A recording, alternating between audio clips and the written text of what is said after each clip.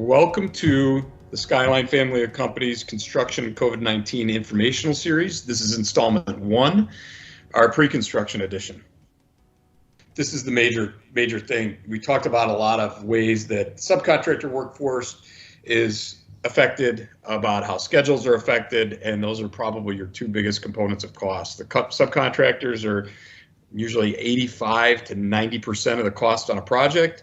And schedule is your main driver of cost. So you have shutdowns. You may want to plan for some of those in your projects, because as we do get workers back on site, you're going to have some infections pop up. You may need to account for those costs. You may have some more pre-con at the front end. You also, you may have lead time issues with certain specs that need to be swapped out, and so that may be costly. So there's a lot to consider here, just the added duration, the added pre-con, and a little bit of extra time at the beginning of your schedule to make sure that you can get everything. So as we talk about the project costs, really our goal as general contractors is to help to identify those costs and help to identify ways that those costs can be mitigated or cut back, so that really we're being as efficient as possible. So the key thing right now is that, as we all know, things are changing on a constant basis. So what we may know to be facts today might not be facts tomorrow. So really, one of the things you have to be doing is budgeting for the unplanned. Having a rainy day fund, having contingency in there for issues that may pop up. What happens if a job is delayed an additional 2 weeks because a building is shut down because of an infection in the building?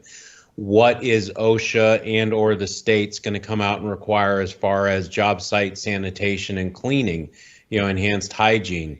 One of the things I liken the post-COVID-19 workplace to is what happened after September 11th in 2001. After September 11th, we had a significant increase, especially in high-rise buildings, as far as building security, parking restrictions, all sorts of things that added non-productive time and therefore added costs to projects. So as we're looking at what this workforce and workplace is going to look like once things shelter in place is lifted, are we going to have additional restrictions like we saw additional security after September 11th? Some buildings are talking about doing temperature scanning of their employees and workforce before they go into the building. So that adds time to get people in. The days of 10, 15 tradespeople packed elbows to elbows in a freight elevator to go up 36 floors are probably over. So that means longer wait times to get manpower, material, and equipment up and down throughout the buildings, which leads to less productivity, which unfortunately translates into higher costs. Yeah, and some of the stuff we'll cover in the next installment of the series, and it relates directly to how we handle those logistics, how we make sure that workers are safer and feel safer, and how we accommodate that elevated level of hygiene and cleanliness. So tune in next time. So really, as we wrap all this up, how do you plan for success? I mean, there's really 3 things, we've highlighted here. There's planning and flexibility and communication. Planning, just spend time talking, ask questions, look at all scenarios.